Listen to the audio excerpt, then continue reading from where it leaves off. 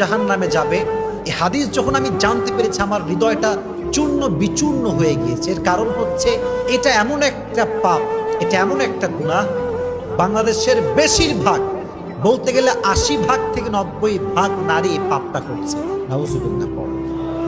বেশিরভাগ নারী তার স্বামীকে একটা কথা অলওয়েজ বলে, বেচারা স্বামী সারাটা জীবন স্ত্রীর জন্য খাটে, পায়ের নিচে ফোসা পড়ে যায়, মাথার ঘাম পায়ে ঝরায়, সারাটা দিন রোদের ভিতরে কাজ করে বেড়ায়, বাসার বিল সে দেয়, গ্যাসের বিল সে দেয়, সন্তানকে সে চালায়, স্ত্রীর হক সে আদায় করে, শ্বশুরের হক আদায় করে, শাশুড়ির হক আদায় করে, সারাটা জীবন সে তার স্ত্রীর খেয়াল রাখে। কোনো একটা দিন সামান্য চুল পরিমাণ যখন কম হয়ে যায়, তখন নারী বলে কি, মা রাআইতু মিনকা খায়রান কত, তুমি আমার জন্য জীবনে কি করলে, তুমি আমার জন্য কি করেছো আজ অব্দি? কিছুই তো করো নাই।